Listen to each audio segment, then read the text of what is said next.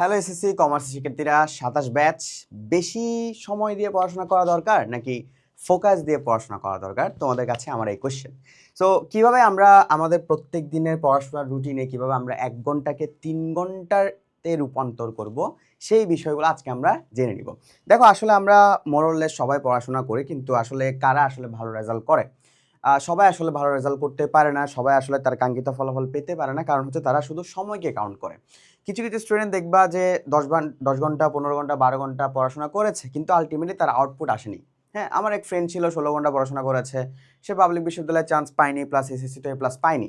কিন্তু আমি একটা পারফেক্ট 4-5 ঘন্টার একটা পড়াশোনা করেছি, আমি এসএসসিতে প্লাস পেয়েছি, প্লাস অ্যাডমিশনও চান্স পেয়েছি, ঢাকা বিশ্ববিদ্যালয়ের মতো জায়গায় পড়াশোনা করছি। তার মানে কিভাবে পড়াশোনার ঘন্টাকে না বাড়িয়ে পড়াশোনাতে ফোকাস বাড়ানো উচিত, সেই বিষয়গুলো আমরা আজকে জেনে নেওয়ার ট্রাই করব। দেখো, প্রথমত হচ্ছে কি আমাদের বুঝতে হবে যে আমাদের টার্গেটটা কি। মানে আমরা যখন পড়াশোনা করতে বসবো তখন আমরা আমাদের টার্গেটটা জেনে নিব। ধরো, আসলে আমি রুটিনকে প্রেফার করি না, রুটিন জিনিসটা আমার কাছে খুবই বুলশিট লাগে। সো রুটিন জিনিসটা আমার ভাল লাগে না, সত্য কথা। কারণ হচ্ছে আমি আসলে রুটিনে ফোকাস করতে পারি না। আমি আমার লাইফে ওভারঅল অনেকগুলো রুটিন বানিয়েছি, তুমিও অনেকগুলো বানাইছো, কিন্তু আলটিমেটলি কোনো ফলাফল হয়নি।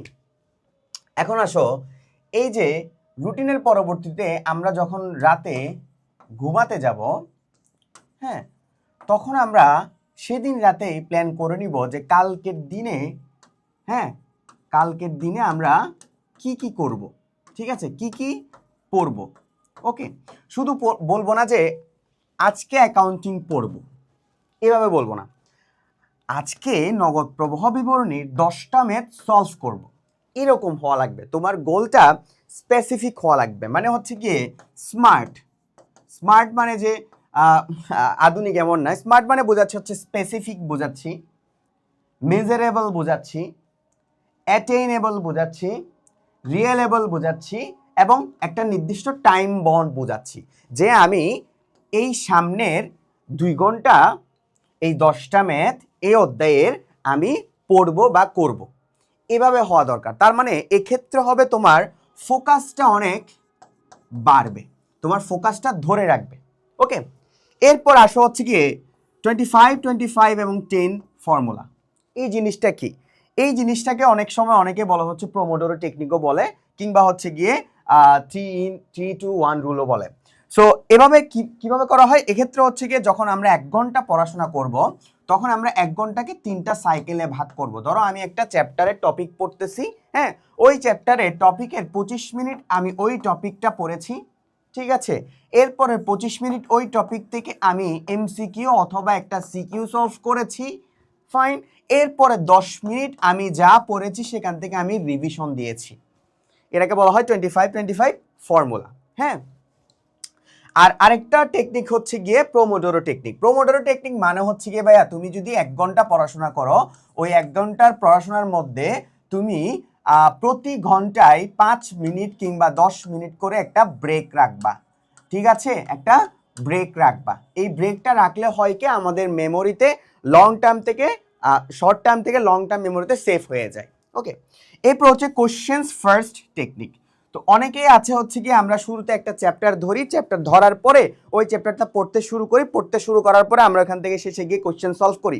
কিন্তু তুমি যদি আগে কোশ্চেন সলভ করো, সেক্ষেত্রে তুমি আরো বেশি বেনিফিটস পাবা। ধরো আমি দেখলাম যে আমার চট্টগ্রাম বোর্ডে এই জায়গা থেকে এগুলো কোশ্চেন আসে, অ্যাকাউন্টিং এর এই চ্যাপ্টার থেকে কোশ্চেন আসে। তার মানে ওই টপিকগুলো আমি যখন কোশ্চেনগুলো থেকে দেখে নিব, সেক্ষেত্রে আমার টপিকগুলো পড়তে সহজ হবে। তার মানে আমার পড়াশোনার মানটা আরো বেশি কি হচ্ছে, ইফেক্টিভ হচ্ছে। এরপর আসা হচ্ছে গিয়ে টিক ইয়োর সেলফ ট্রিক। মানে হচ্ছে গিয়ে আমি যখন এসএসসিতে ছিলাম, তখন আমি আমার প্রত্যেকটা পড়া থেকে ছোট ছোট নোট নেওয়ার ট্রাই করতাম। ওই নোটগুলো থেকে আমি বিভিন্ন যেগুলো থিওরিটিক্যাল সাবজেক্ট, হ্যাঁ, যেগুলো থিওরিটিক্যাল সাবজেক্ট, ওগুলো থেকে গল্প রেডি করার ট্রাই করতাম, গল্প বানানোর ট্রাই করতাম। সো ওই গল্পগুলা মনে রাখার ট্রাই করতো আমাকে, মানে কোনো একটা বিষয় মনে রাখতে হেল্প করতো, ঠিক আছে। সো এইভাবে তুমি যখন থিওরিটিক্যাল সাবজেক্ট হবে, সেক্ষেত্রে হয়তো তুমি বিভিন্ন গল্প বা নিজেকে শেখানোর ট্রাই করবা। যেহেতু এখন এআই চলে এসেছে, এআই দিয়েও বিভিন্ন ছবি মেক করেও তুমি চাইলে জিনিসগুলো মনে রাখতে পারবা, হ্যাঁ। আর যেগুলো হচ্ছে গিয়ে তোমার ম্যাথমেটিক্যাল সাবজেক্ট, সেক্ষেত্রে তোমার ফর্মুলা যেগুলো মনে রাখার জন্য তুমি বেশ কিছু এআই কে যদি বলে দাও যে এই ফর্মুলা মনে রাখার জন্য আমাকে একটা নোমেনিক টেকনিক দিয়ে দাও, তো এআই কিন্তু তোমাকে ওই নোমেনিক টেকনিকটা দিয়ে দিবে। তার মানে হচ্ছে কি তোমাকে নিজেকে শিখাইতে হবে। হ্যাঁ, এক্ষেত্রে তোমার ফোকাসটা অনেক বেশি থাকবে। দ্য লাস্ট 5 মিনিটস রুল, এটা মানে হচ্ছে গিয়ে ভাইয়া আমি যখন পড়াশোনা করব তখন প্রতি 5 মিনিট অন্তর, মানে যখন তোমার ঘন্টা শেষ হয়ে যাবে 1 ঘন্টা পর পর তুমি 5 মিনিট করে কি কি শিখেছো, হ্যাঁ কি কি শিখেছো সেটা একটু ব্যাখ্যা করার বা মাথায় আনার ট্রাই করবা, কিংবা এটাকে তুমি বলতে পারো অ্যাক্টিভ রিকল করার ট্রাই করবা। বই বন্ধ করে তুমি নিজেকে মনে করার ট্রাই করবা, হ্যাঁ কি শিখেছি এই জিনিসটা। এরপর হচ্ছে energy matching strategy. Energy matching strategy মানে হচ্ছে যে যখন আমরা কোনো একটা সাবজেক্ট পড়ি সেক্ষেত্রে আমাদের টাইম টু টাইম সাবজেক্টের পড়া বা এনার্জিটা ডিফারেন্ট হয়। যেমন আমি বিশেষ করে রাতের বেলা ম্যাথ করতে পছন্দ করতাম, অ্যাকাউন্টিং গান শুনে শুনে ম্যাথ করতে পছন্দ করতাম, হ্যাঁ।